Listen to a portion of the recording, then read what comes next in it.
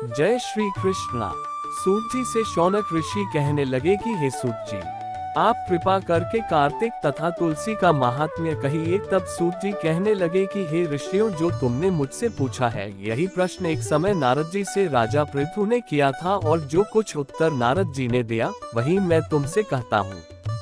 एक समय राजा पृथु नारद जी से कहने लगे कि नारद जी, भगवान को तुलसी क्यों इतनी अधिक प्रिय है, आप इसका महात्म्य कहिए। तब नारद जी कहने लगे, एक समय राजा बहुत से देवताओं और अप्सराओं सहित महादेव जी के दर्शन को गया। सो जब कैलाश में पहुँचे तब एक बड़े भारी आकार वाले भयंकर नेत्रों वाले पुरुष को देखकर इंद्र ने पूछा कि तू कौन है और शिव कहाँ है।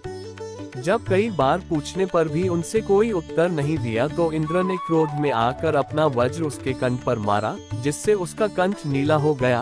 परंतु इंद्र वज्र भी भस्म हो गया। एक बड़े भारी आकार वाले भयंकर नेत्रों वाले पुरुष को देखकर इंद्र ने पूछा कि तू कौन है और शिव कहाँ है। जब कई बार पूछने पर भी उसने कोई उत्तर नहीं दिया तो इंद्र को क्रोध में आकर अपना वज्र उसके कंठ पर मारा, जिससे उसका कंठ नीला हो गया। परंतु इंद्र का वज्र भी भस्म हो गया। फिर उसकी आंख से ऐसी प्रचंड अग्नि निकली मनो इंद्र सहित सारे संसार को भस्म कर देगी। ऐसी स्थिति देखकर बृहस्पति जी हाथ जोड़कर और इंद्र को दंडाकार झुकाकर शिव की स्तुति करने लगे कि हे देवाधिदेव, त्रिपुरासुर तथा आकासुर का नाश करने वाले, यज्ञ का फल देने वाले त्रिपुरारी, आपको नमस्कार है। ब्राह्मणों की रक्षा आपको नमस्कार है। नारद कहने लगे कि हे राजा पृथु, इस प्रकार स्तुतित सुनने पर श्री महादेव जी ने त्रिलोकी को दग्ध कर देने वाली अग्नि को शांत कर दिया और कहने लगे कि हे देवताओं, वर मांगे। मैं आपकी स्तुति सुनकर अति प्रसन्न हुआ हूँ। हमने इंद्र को जीवन दान दिया और हे बृहस्पति जी, आज से तुम्हारा नाम जीव होगा। बृहस्पति जी कहने लगे कि यदि आप प्रसन्न हैं तो इंद्र की रक्षा कीजिए और संसार का दाह कर सकने वाली अग्नि जो आपके नेत्र से उत्पन्न हुई है उसको शांत करिए। तब शिव कहने लगे कि नेत्र से निकली हुई अग्नि वापस कैसे जाए, अतः हम इसको दूर फेंकते हैं। ऐसा कहकर अग्नि को हाथ में लेकर समुद्र में फेंक दिया। वह गंगा के संगम गंगा सागर में जाकर गिरी और बालक हो रोने लगी। उसके रोने के शब्द से पृथ्वी कांपने लगी तथा सातों लोग बहरे हो गए। ऐसा आश्चर्य देखकर वहां पर आए हुए ब्रह्मा, जो समुद्र को गोद में बालक को देखकर आश्चर्य से पूछने लगे कि यह बालक किसका है। समुद्र ने बड़े आदर से बालक को उठाकर ब्रह्मा जी की गोद में दे दिया और कहने लगे कि यह मेरा पुत्र गंगा से उत्पन्न हुआ है, आप इसके जात कर्म करिए। फिर उस बालक ने ब्रह्मा जी की दाढ़ी पकड़कर जोर से मरोड़ी कि ब्रह्मा जी के नेत्रों से आंसू आ गए। किसी प्रकार दाढ़ी छुड़े तो ब्रह्मा जी ने कहा कि हमारी आंखों से जल निकाला है, अतः इस बालक का नाम जलंधर होगा। परंतु ये शिव के अतिरिक्त और किसी के हाथ से नहीं मरेगा, क्योंकि यह शिव के अंश से ही उत्पन्न हुआ है। यह अभी युवा हो जाएगा। तब ब्रह्मा जी शुक्राचार्य को बुलाकर और उसका राज्याभिषेक करके अंतर्धान हो गए। तब समुद्र ने कालनेमी की कन्या वृंदा के साथ उसका विवाह कर दिया, जो कि पतिव्रताओं में सबसे प्रथम और अति सुंदर थी। परम सुंदरी वृंदा के साथ विवाह कर जलंधर अति प्रसन्नता से दिन बिताने लगा। जब जलंधर घर में आता तो वृंदा अपने हाथ से पंखा झलती। वह अपने पति को नारायण समझकर उसकी सेवा किया करती थी। इतना कहकर नारद जी बोले, हे राजा पृथु, देवताओं से डरकर जो सब दैत्य पाताल में भाग गए, वे जलंधर का अभय पाकर फिर पृथ्वी पर आकर घूमने लगे। उसी समय जलंधर ने कटे सिर राहु को देखा तो उसने शुक्राचार्य से इसका कारण पूछा। तब शुक्राचार्य ने समुद्र मंथन तथा देवताओं द्वारा रत्नों का हरण की कथा सुनाई। इस प्रकार इस पिता का मंथन और दैत्यों का अनादर सुनकर जलंधर ने क्रोध में आकर धस्मर नाम वाले दूत को बुलाकर सुधर्मा के पास भेजा। वह सभा में जाकर अभिमान पूर्वक इंद्र को नमस्कार न करके कहने लगा कि दैत्यपति जलंधर ने जो कुछ कहा है वह सब तुम सुनो। हमारे पिता का मंथन करके को तुमने रतन लिए हैं, उन पर तुम्हारा कोई अधिकार नहीं है, अतः वे रतन हमको वापस कर दो। धस्मर के ऐसे वचन सुनकर इंद्र भय और विस्मय से कहने लगा कि समुद्र सदैव हमारे शत्रु दानवों को रक्षा करता है, अतः हमने उसको भयंकर रतन लिए हैं, इसलिए उन पर दैत्यों का कोई अधिकार नहीं है। दूत ने ये सब समाचार जलंधर से जाकर कहा तो वह अत्यंत क्रोधित हुआ और देवताओं को जीतने का उपाय सोचने लगा। उसने सब दिशाओं तथा पातालों में अपने दूत भेजकर सब दैत्यों को बुलाया और शुंभ तथा निशुंभ को अपना सेनापति बनाकर स्वर्ग के नंदन वन में जाकर इंद्र को अमरावती पुरी को घेर लिया। तब देवता भी युद्ध के लिए बाहर निकल आए और अनेक प्रकार के शास्त्रों से देवताओं तथा दैत्यों का युद्ध होने लगा। वे सब एक दूसरे को मार मार कर गिरने लगे। सब तरफ रुधिर बहने लगा। मर कर गिरे हुए घोड़ों और हाथियों से पृथ्वी भर गई। इधर युद्ध में मारे गए दैत्यों को शुक्राचार्य अपनी संजीवनी विद्या से जीवन देने लगे। इधर बृहस्पति जी द्रोणाचल की दिव्य औषधियों द्वारा देवताओं को जीवित होने का वृतांत दैत्यों ने शुक्राचार्य से जाकर कहा तो जलंधर दैत्य ने अपने अनुचरों को द्रोणाचल पर्वत को समुद्र में फेंके देने का आदेश दिया। तब दैत्यों ने द्रोणाचल पर्वत को उठाकर समुद्र में फेंक दिया और फिर आकर संग्राम करने लगे। जब देवताओं को जीवित करने के लिए औषधि लेने बृहस्पति जी गए तो दिव्य पर्वत को न देख और देवताओं का दैत्यों के द्वारा निरंतर संहार होते देखकर वे घबराकर कहने लगे कि हे देवताओं, शीघ्र ही यहाँ से भागो। ये दैत्य शंकर के अंश से उत्पन्न हुए हैं, अतः वह तुमसे नहीं मरेंगे। गुरुजी की यह बात सुनकर देवता भय के मारे देशों दिशाओं में भागने लगे और जलंधर दैत्य ने जीत के नगाड़े बजाते हुए देवों की अमरावती नगरी में प्रवेश किया। सब देवता भय के मारे सुमेरु पर्वत की कंदराओं में जाकर छिप गए। सब देवों के भाग जाने पर जलंधर इंद्र की पूरी अमरावती शुंभ निशुंभ अधिकार में सौंप कर स्वान्य देवताओं का पीछा करने के लिए सुमेरु पर्वत की ओर गया। इंद्रादिक सब देवता जलंधर को फिर आता हुआ देखकर भगवान विष्णु की स्तुति करने लगे। बोले, हे मत्स्य कच्छ आदि अनेक रूप धारण करने वाले, भक्तों के दुखों का नाश करने वाले, सारी सृष्टि का पालन तथा संहार करने वाले, चक्र गदा और पद्म को धारण करने वाले, आपको नमस्कार है।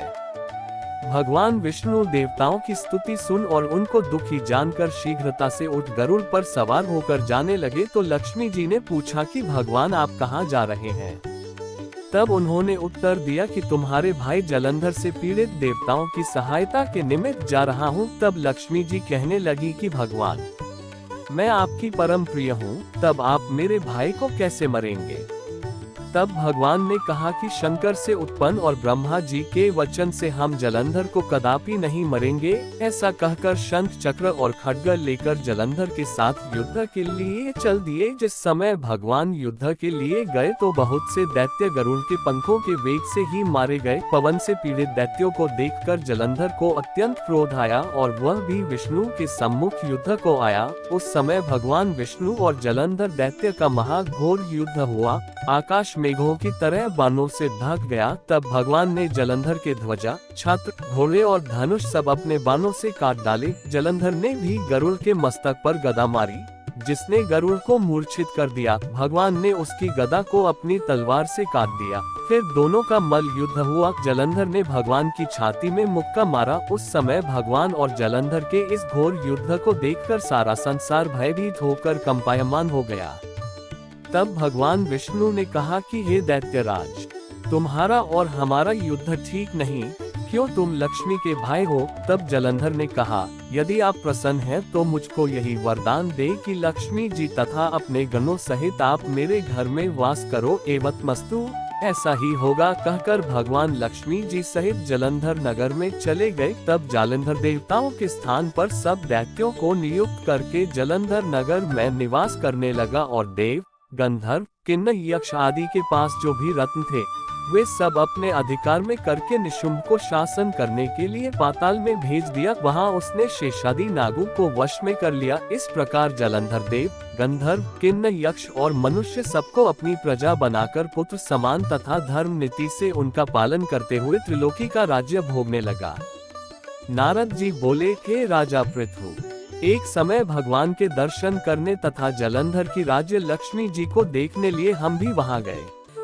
नारद जी कहने लगे कि हे राजा पृथु, जलंधर ने हमारा बड़ा आदर और सत्कार किया। भक्ति भाव से पूजन करके कहने लगा कि महाराज, आपका कैसे आगमन हुआ, लिए क्या आ गया है?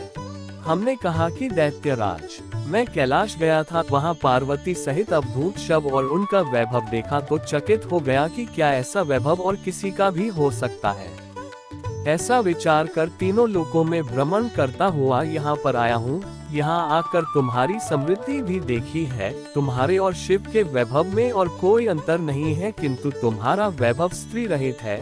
भस्म लेपन करने वाले, राग रहित, कामदेव के शत्रु शिव के पास स्त्री रत्न जैसी पार्वती है। वैसी यद्यपि तुम्हारे पास अनेक सुंदरियां हैं, परंतु उनमें से कांतिमान पार्वती की तुलना कोई भी नहीं कर सकती है।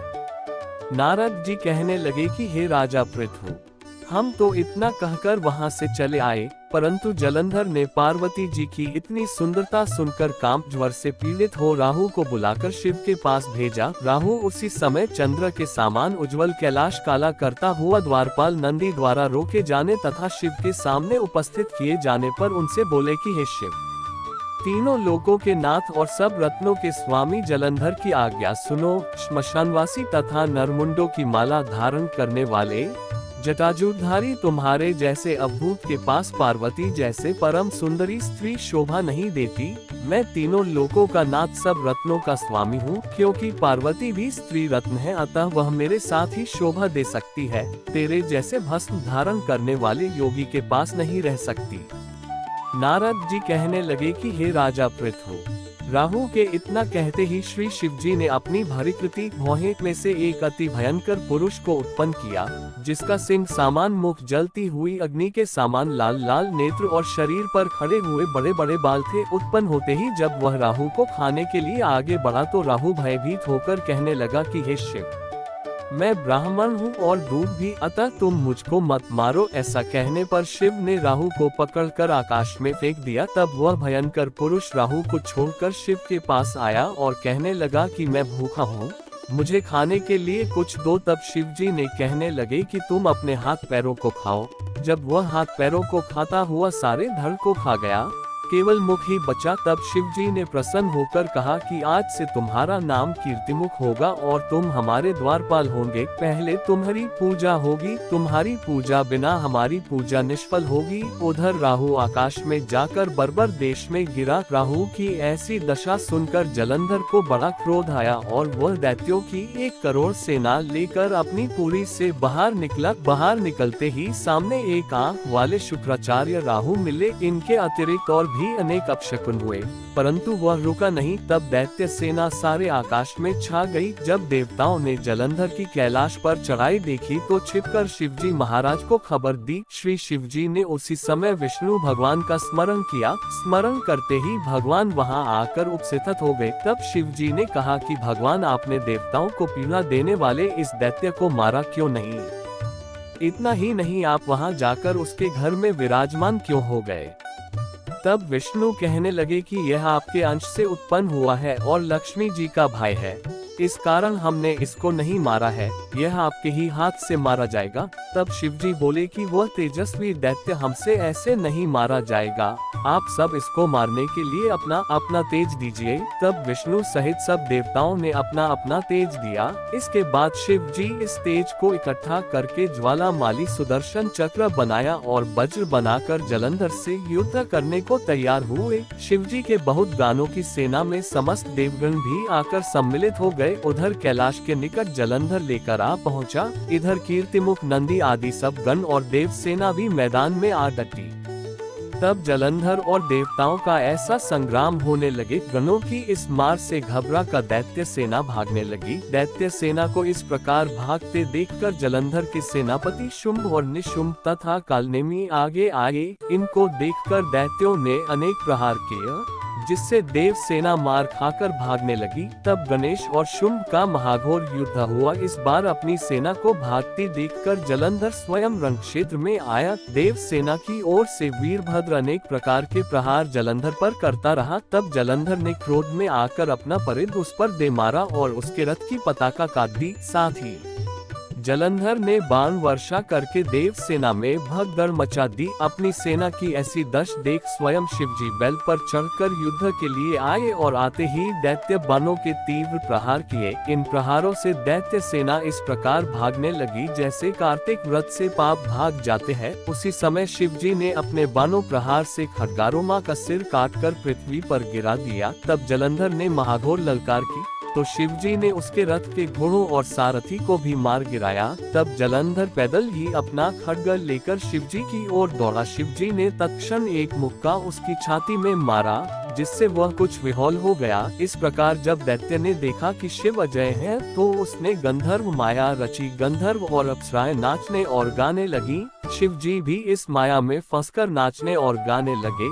जलंधर दैत्य श्री शिवजी को माया में फंसा देखकर महादेव जी का रूप धारण करके पार्वती जी के पास गया और पार्वती जी का रूप देखकर कामांध हो गया। पार्वती महादेव को आया देखकर खड़ी हो गयी, परंतु तत्काल ही राक्षसी माया समझकर वहां से अंतर्ध्यान हो गई। तब जलंधर पुनः युद्ध भूमि में आया। उधर जलंधर के चले जाने के बाद पार्वती जी ने भगवान विष्णु का स्मरण किया। तब भगवान विष्णु ने वहां उपस्थित होकर पार्वती जी को आश्वासन दिया। भगवान विष्णु ने सोचा कि जलंधर ने स्वयं अपनी मृत्यु का रास्ता बता दिया है। ये दुष्ट वृंदा के पतिव्रत धर्म के कारण ही मृत्यु को प्राप्त नहीं होता है। अतः देवताओं के कार्य तथा भक्तों की रक्षा करने के लिए हमको ही वृंदा के धर्म को भंग करने का घोर कर्म करना पड़ेगा। ऐसा करने पर ही इस दुष्ट की मृत्यु होगी। इतनी ही देर में शिवजी भी राक्षसी माया से मुक्त होकर जलंधर को आया देख उसके साथ युद्ध करने को उद्यत हुआ और उस पर अनेकानेक बाणों से प्रहार किया। इधर वृंदा ने स्वप्न देखा कि उसका पति सारे शरीर में तेल लगा का नंगा शरीर भैंसे पर सवार होकर दक्षिण दिशा की ओर प्रेतों के साथ जा रहा है। ये स्वप्न देखा उसे बड़ी चिंता हुई और अटारी तथा गौशाला कहीं भी विश्राम नहीं मिला। तब वह एक वन से दूसरे वन में चली गई। वहां वृंदा ने सिंह जैसे मुख वाले 2 राक्षस देखे। उन्हें देखते ही वह डर के मारे भागी। आगे जाकर उसके शिष्य सहित एक तपस्वी मुनि को देखा और उनसे अपनी रक्षा के लिए कहा। उसकी प्रार्थना पर मुनि ने अपनी एक हुंकार से उन राक्षसों को भगा दिया। तत्पश्चात वृंदा ने मुनि से विनय पूर्वक कहा कि महाराज, मेरे पति जलंधर तथा महादेव जी में घोर युद्ध हो रहा है। उसमें किसकी विजय होगी, कृपा करके बताइए, क्योंकि आप सर्वज्ञ हैं। ये सुनकर मुनि ने ऊपर को देखा। उसी समय 2 बंदरों ने आकर मुनि को प्रणाम किया और मुनि के संकेत पर वे दोनों बंदर वहां से चले गए। फिर थोड़ी देर बाद वे दोनों आकाश की ओर से आए और उन्होंने वहां जलंधर दैत्य का सिर और धड़ लेकर फेंक दिया। वृंदा अपने पति के मृत शरीर को देखकर बहुत दुखी हुई और रोने लगी। तत्पश्चात मूर्छित होकर पृथ्वी पर गिर पड़ी। मुनि ने अपने कमंडलू से उस पर जल छिड़का तो उससे चैतन्यता आई। तब वह पुनः विलाप करती हुई मुनि से बोली कि महाराज, जिसने देव, गंधर्व और विष्णु सहित तीनों लोकों को जीत लिया, वह शिव के हाथ से कैसे मारा गया?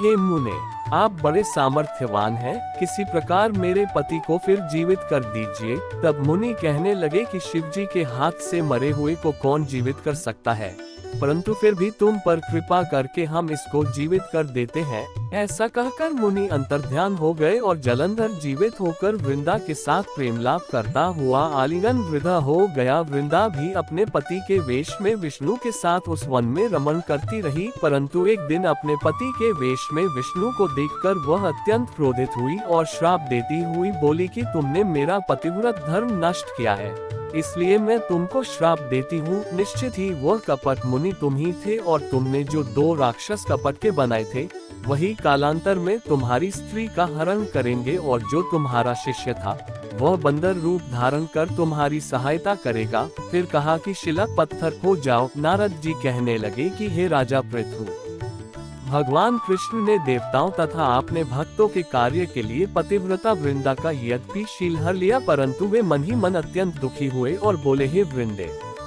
मैंने तुम्हारे श्राप को ग्रहण किया, अतः मैं अवश्य शिला रूप में हो जाऊंगा, परंतु तुम भी वृक्ष रूप होकर मुझको मिलोगी उसी समय। वृंदा अपने पति के चरणों का ध्यान करके करके विष्णु के मना करने पर भी अग्नि में प्रवेश कर गई। नारद जी कहते हैं, हे राजा पृथु, इधर शिवजी बड़े भयंकर वेग से राक्षसों को मारने लगे। शिवजी की इस तीक्ष्ण बाण वर्षा के आगे शुंभ और निशुंभ भी न ठहर सके और वह युद्ध से भाग खड़े हुए।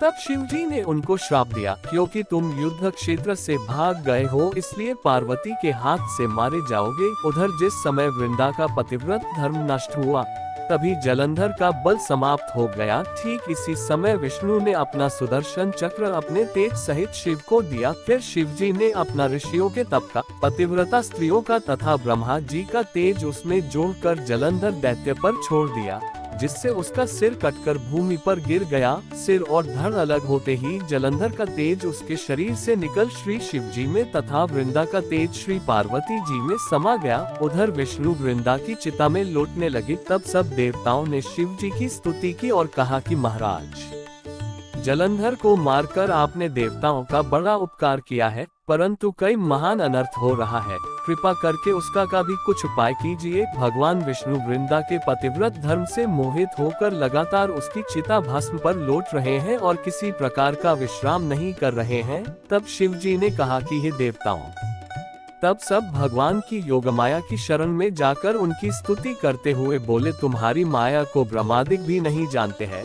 उस देवी को हमारा नमस्कार है, जिसके भक्तगण अनादर तथा मोह को प्राप्त नहीं होते। ऐसी मूल प्रकृति को हमारा नमस्कार है। उस समय देवताओं ने एक तेज देखा और आकाशवाणी सुनी कि गौरी, लक्ष्मी और सरस्वती, रजोगुण, सतोगुण और तमोगुण रूप में मैं ही हूँ, वही तीनों तुम्हारा कार्य सिद्ध करेगी। उन देवियों की तुम आराधना करो। फिर उन तीनों देवियों ने प्रकट होकर 3 बीज दिए और कहा कि इन तीनों बीजों को जहाँ पर विष्णु में जाकर बो दो और अपना कार्य सिद्ध करो। देवताओं ने तीनों बीज ले जाकर जहाँ पर वृंदा की चिता पर भगवान विष्णु लौट रहे थे, जाकर बो दिए। उन तीनों बीजों से 3 वृक्ष उत्पन्न हुए। रजोगुण सरस्वती से आंवला, तमोगुण गौरी से तुलसी और सतोगुण लक्ष्मी से मालती हुई। श्री लक्ष्मी जी ने अपना बीज ईर्ष्या युक्त होकर दिया था, इसलिए मालती भगवान पूजा में निंदित तथा आंवला और तुलसी भगवान को अतिप्रिय हुए। इस प्रकार वृंदा वृक्ष रूप होकर भगवान शालिग्राम से संयोग किया। इसी कारण कार्तिक के उद्यापन में भगवान की पूजा तुलसी के मूल में होती है। नारद जी कहते हैं कि हे राजा पृथु, जिस घर में तुलसी का वृक्ष होता है उसमें यमदूत कभी नहीं जाते, इसलिए जो तुलसी का वृक्ष घर में लगाते हैं वे यमपुरी नहीं देखते। नर्मदा तथा गंगा का जल और तुलसी का पूजन, ये तीनों करे बराबर है। मनुष्य तुलसी तथा आंवला की छाया में अपने पितरों का श्राद्ध करता है, उसके पितर मोक्ष को प्राप्त हो जाते हैं। नारद जी कहते हैं कि हे राजा पृथ, तुलसी और आंवले का महात्म्य ब्रह्मा जी भी कहने में असमर्थ हैं। जो कोई इस कथा को पढ़ता अथवा सुनता है वह भी मोक्ष को प्राप्त हो जाता है।